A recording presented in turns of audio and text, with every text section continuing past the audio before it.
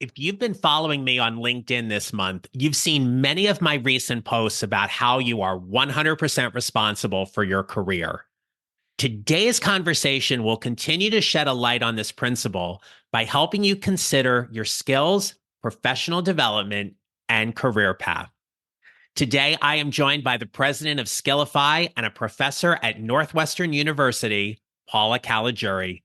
In this episode, you'll learn how to self-direct your career by owning every step of it, along with some tips to help you build a safety net and protect your career.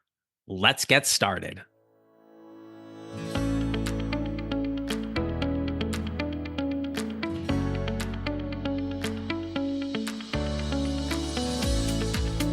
Hello, my friends. This is the Mid-Career GPS podcast, and I'm your host, John Nerrill. I help mid-career professionals like you find a job they love or love the job they have using my proven four-step formula.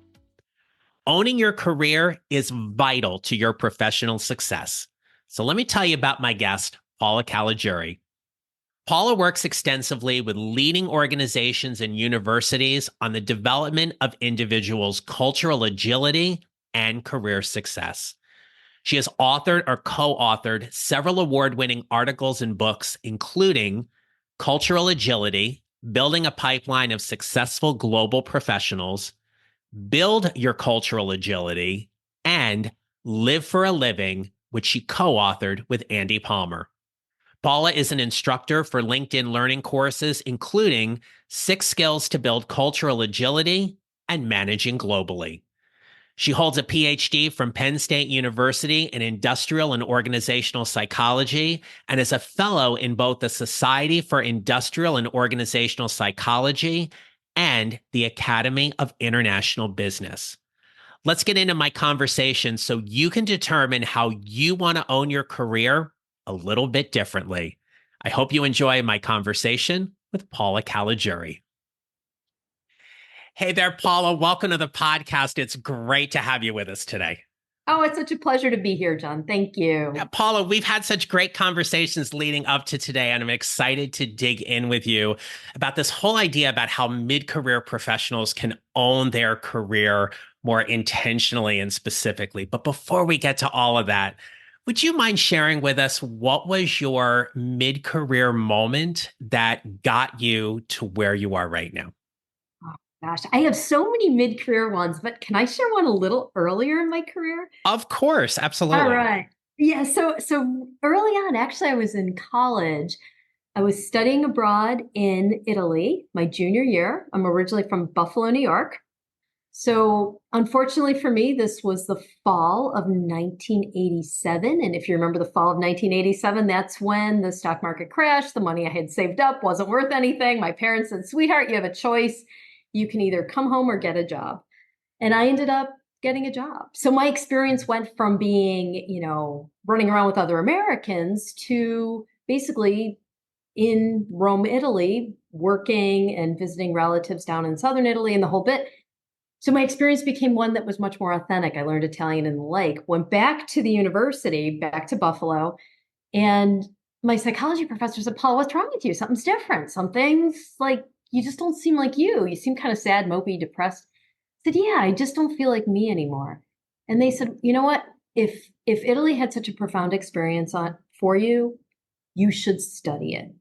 And so my grad school application said, I want to study what makes people effective living and working internationally, and I want to know how they change from deep experiences, deep developmental experiences. And so to this day, I'm still studying what makes people effective, and how they change from deep experiences. But I think it was the pivot point was the mentorship and the experience. What made you have that kind of sense of self or just awareness at such a young age to be able to go, yeah, this is what I need to do for me, and this is how I get in touch with who I am and what I do? Well, it's not fair to say at that age I had any. I truly was Harvey Pines and Judy Larkin at Canisius College, and I actually set up a scholarship in their names because they had Oh, such a profound experience in my life. They were the ones that intervened and said, "You've changed. We see that you've changed." And then I was receptive enough to their mentorship to hear them.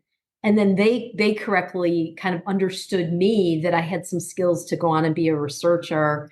And I kind of took it and ran with it. So I really credit them tremendously for having the insight on myself and helping me see myself, building my self-awareness. I'm curious. Tell us a little bit more about the scholarship.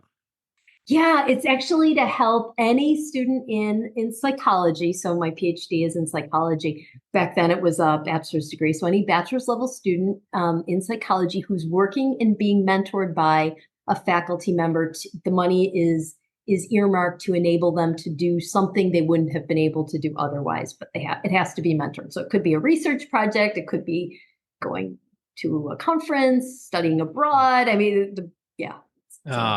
What a nice legacy gift in memory of them and honoring them in that way. So it's that stuff warms my heart, because there certainly are people like that in our lives and in our journeys that really touch us in very profound ways that help us get where we are.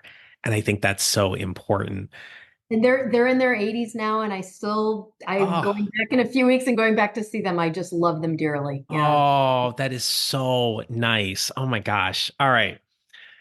So here you are.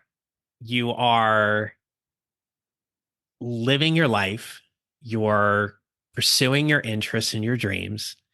And you have these experiences that lead you to who you help today. And it's specifically around helping them own their career.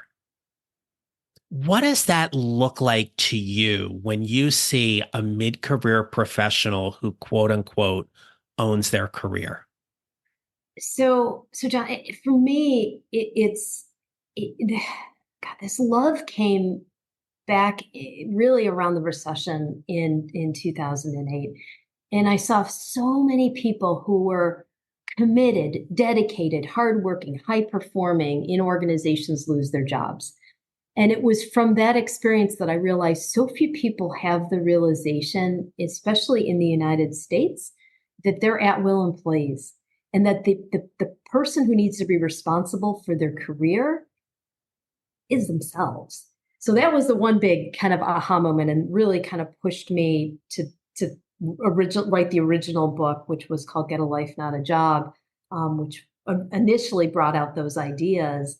And then now later, when we saw, in the midst of COVID, we saw all of these individuals kind of redefining their kind of priorities. We said, you know what? It's really important that they kind of manage their career in the context of their priorities. So that's how Live for a Living came up. Yeah. And when you talk about managing their career in the context of their priorities, what are those priorities that tend to be at the top of the list or the forefront in people's minds, and how they're really shaping how they're living and working today? Yeah, I think the biggest one that I've seen is that people have to get really honest about where their work fits within their career. I mean, so many people take on the idea that, oh, my career is central, when in fact their career might not be. It might be family, it might be others. So I would definitely lead with that one. Like, what does your career mean to you? Some people are they have a high need for achievement. They absolutely want that it's in their belly. They want to go ahead and build these big careers, and they should. And that looks different than somebody who wants a job. For a mid-career professional who's listening to us today and they're feeling the three adjectives I often use to describe people who listen to this show, and that is they're feeling stuck, undervalued, and underutilized, and they're listening to us talk today, what do you believe they should be thinking about when it comes to taking better command or ownership of their career, so they're no longer feeling stuck or feeling undervalued or feeling underutilized? The first thing I would ask is, think about your last 3 promotions and where did they come from? Most often what happens if someone doesn't have agency, if someone isn't owning their career, their last 3 promotions were a function of someone tapping them on their shoulder, either from HR or their boss, saying, we need you for this other job, and congratulations, we're giving you a promotion, feel good about it. Or a headhunter called and they said, hey, we want you to accept this new job, accept this new role. both of those meant that someone else owned their career, as opposed to them saying, you know what, I'm going to navigate. This is where I am now, but I know I need to go over there in the organization, or I know I need to build that skill, or I know I need to kind of tack over to this other type of company. If that was the move, that means you're staying in control of your career. I am amazed at how many people aren't at this point. They're just waiting for HR to come to them, their boss to come to them, or a headhunter to come.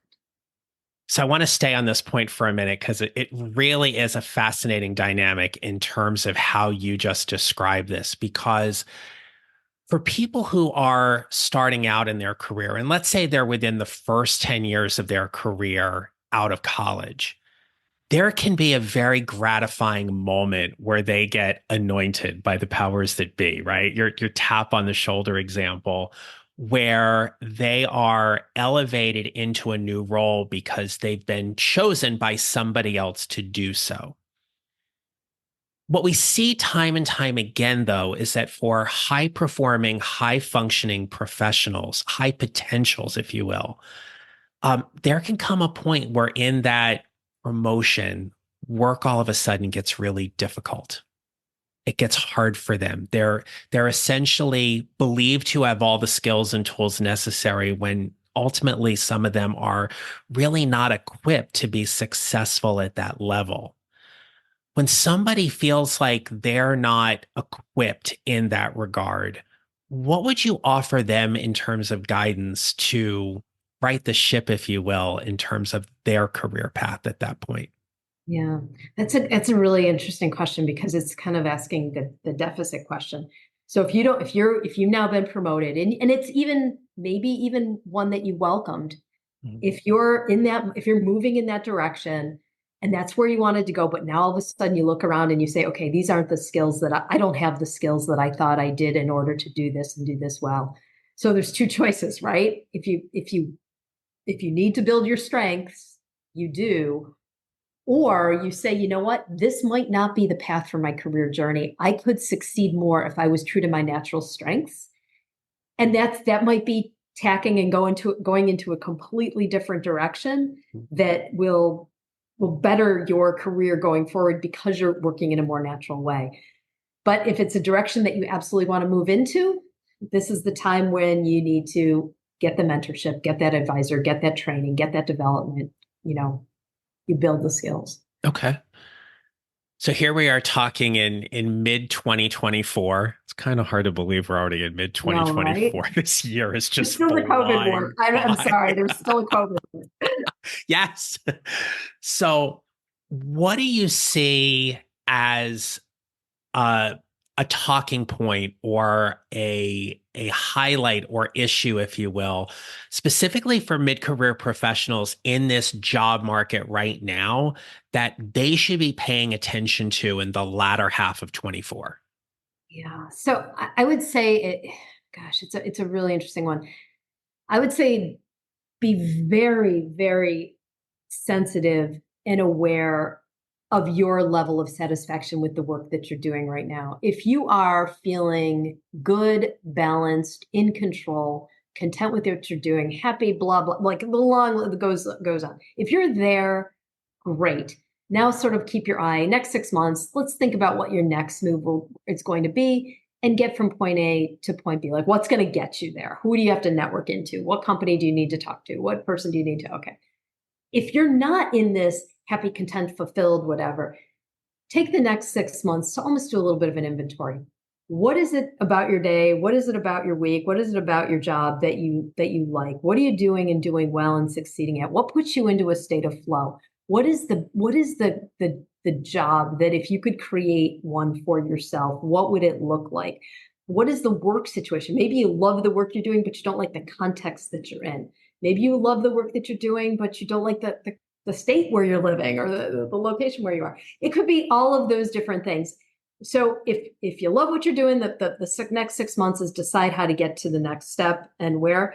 If it's you're not where you want to be, I would take the next 6 months and do a really serious inventory of your kind of what you really want out of your future and out of your career. And that includes sort of where does work belong in all of this. Hey there, we'll get back to the episode in a moment, but I want to give you something game changing, a golden ticket that is like having a roadmap to take you from career confusion to clarity in minutes. Introducing the Mid-Career Job Seekers Checklist. It is your secret weapon in your job search. And if you feel like navigating your job search right now is like navigating a maze blindfolded, don't worry, my friend, I got your back. This checklist is a powerhouse of organization and preparation, crafted to make you say goodbye to feeling overwhelmed and hello to a career transition made easy. I want you to head on over to johnneral.com to snag your free copy of the Mid-Career Job Seekers Checklist. It's not just a checklist, it is a career compass to help you find that job you're going to love. Now, let's dive back into the episode. How important is it for mid-career professionals to have a safety net in their career? Yeah, it's an interesting one. The safety nets can take on a lot of different, kind of forms. The one that we think of most often is the financial safety net, right? Think of mid-careers at this point. You might have the mortgage, you might have made a family that now is requiring that you're a regular income earner. You might have debt from student loans still. Who knows? I mean, you're 10 years out, 20 years out, even you might still have student loan debt. Sure. These are very real things. So to be able to be frivolous and say, oh, I'm going to get up and I'm going to go I'm going to leave. Well, you kind of can't, right? The more we are financially beholden to our employer, the less flexibility we have, which is unfortunate. So I think, it's a good piece of advice is think about your resources, think about your financial resources. And is there a way to mentally give yourself some freedom, some financial freedom, either talking to a partner and saying, you know what, I think I might want to step off, step over, step back, go back for retraining. Can we talk about how we can make that happen? So that's one approach. There's another kind of safety net and that, or net, if you will, and that's one of identity. Like, so how much of your identity is wrapped in being, a manager or a physician or, a librarian, like whatever it is that you are doing professionally. And then to what extent is it okay? And are you allowing yourself to have that identity shift to do something else? So many people have just tied themselves too much into either where they're working or what their title might be. So I like to see both of those kind of move. Well, and I asked that question, and I love how you tie all this in here, though, because we talked about earlier about how we know things have changed a lot since the pandemic, right? How people look at themselves and they look at the work they're doing and how meaningful it is. It's a very different conversation 4 years after the pandemic started versus 4 years before it, right? And so when we think about really taking ownership of our careers and what we want to do, we also can't ignore the fact that there are certain perks and responsibilities that we have in the job that we currently hold. I often refer to it, Paula, with clients as the job that you have feels like sometimes like a really comfortable pair of shoes. Right. So you know where the supports are, you know where it's getting a little bit worn. You might have a little hole in the toe or something like that, but they're still comfortable. And that's okay. That's okay in that regard, to your point, if you still believe you're happy and fulfilled and satisfied. But Absolutely. if that shoe starts giving you a blister, get new shoes. Get a new pair of shoes and figure all of that out. So when you talked earlier about taking that kind of inventory, what are some inventories or resources that you have or know of that maybe may benefit somebody that wants to do that deeper dive and really examining where their career path is headed? Yeah, John, we have a few of them available. They're for free, right, on a site called myjourney.com. It's myjournii.com. You can go on and you can take these assessments. There's also an AI bot that you can interact with, that kind of helps with those types of prompts. There are a lot of just casual resources though available to everyone. It's amazing how often the people who care about us and know us the most can see things in us. Like, for example, I do with my MBA students this thing called the reflective best self. I don't know if you do that with your clients, but it's one where you basically ask each student, they're evening MBA students, they've worked for a while, they're kind of mid-career-ish. They go out and they ask 15 people in their lives, and it could be their spouse, it could be a parent, it could be a friend, it could be their roommate from college, it could be their brother. It doesn't matter. 15 people who know them well, to say, reflect on a time when you knew me best, or when you saw me at my best. What was I exhibiting at the time when you saw me at my best? That one assignment has changed the course of some of my students' careers, because they see that their grandmother, their baseball coach, and their manager at work all see that they are great at building community, or they're great at training and helping, or they're wonderful things they didn't see about themselves. So that's a really good one. It's free, it's easy. Everybody should. Yeah. There's a bunch like that. Yeah. Reconnecting with what did you want to do as a child and why, or what was your dream job and why?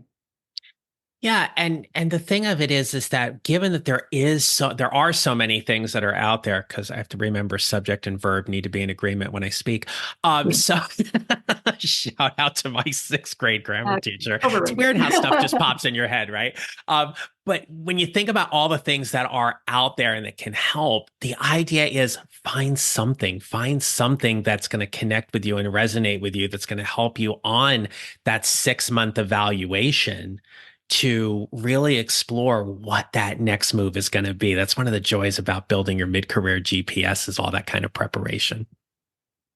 Here's my greatest concern, and I don't think it's hitting mid-career folks quite as much, but I have started hearing it among the mid-careers.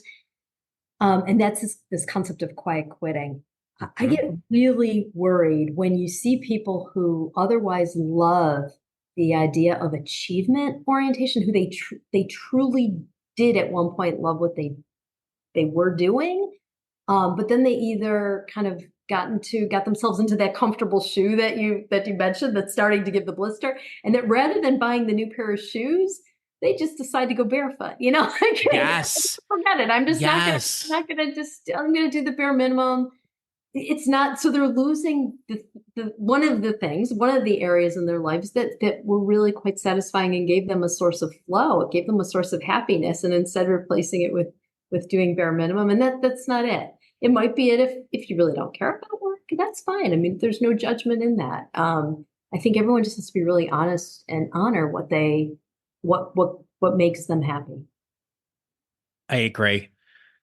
I often have had conversations with clients and with other people, and talking about how they're really just unhappy in their jobs. And so they're kind of coasting, and they're just trying to figure out whatever's going to be next, but they're not showing up every day doing high quality work because there are other things that are getting in the way. And I will often ask them and simply say, is that who you are? Is that part of your brand? Is that how you want to be recognized? And it opens up a bigger conversation in terms of, okay, where's my fit? Where do I really find that sweet spot? Paula, you have a book called Live for a Living, and I want to take a couple moments and just talk about that with everybody. If people were to get your book and to read it, what's the one takeaway you want them to have after reading your book cover to cover? If they've read the book cover to cover, I would hope that they would have a deep sense of self-awareness for their own career journey, and they would know with clarity what their next step should be and what some of those roadblocks might be along the way, and ways to remove them. It's just a really Andy Palmer and I spent a lot of time creating books that we thought would be valuable for everyone. Yeah, And, I will. and it's available in audio, which is kind of fun because Andy and I narrated it. And it was a lot of fun doing that. And people, they really like it.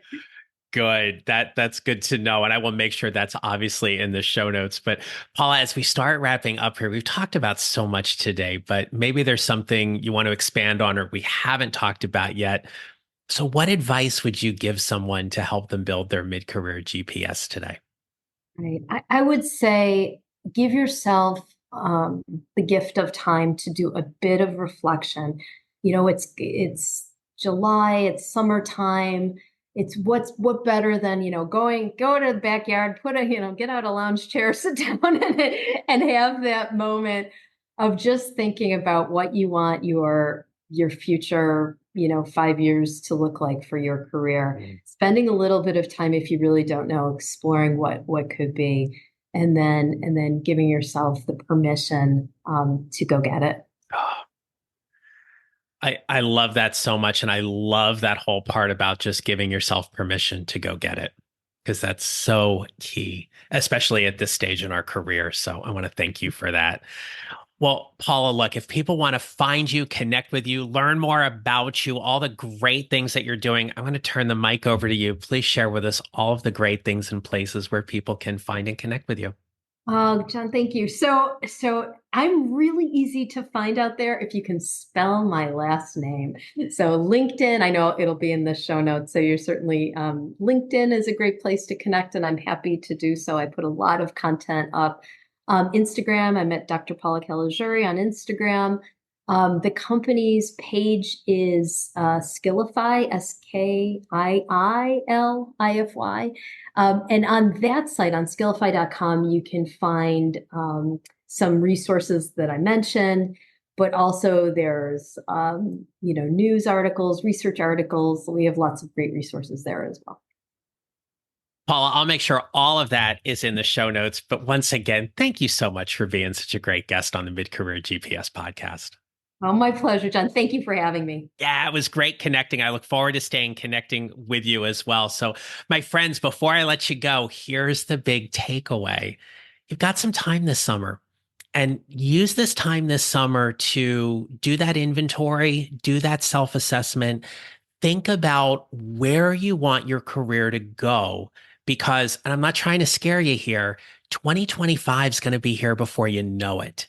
And the work that you do now, especially given the time frame it's taking mid-career professionals to find a new job, the work you do right now on whatever your next career move is going to be, whether it be internally or externally from where you work, is absolutely going to pay off. So give yourself that permission to invest in you and take the time to develop yourself as you build those components of your mid-career GPS. So until next time, my friends, remember this: you will build your mid-career GPS 1 mile or 1 step at a time, and how you show up matters. Make it a great rest of your day. Thank you for listening to the Mid-Career GPS podcast. Make sure to follow on your favorite listening platform. And if you have a moment, I'd love to hear your comments on Apple Podcasts. Visit johnnerrell.com for more information about how I can help you build your mid-career GPS, or how I can help you and your organization with your next workshop or public speaking event. Don't forget to connect with me on LinkedIn and follow me on social at John Nerrell Coaching. I look forward to being back with you next week. Until then, take care, and remember, how we show up matters.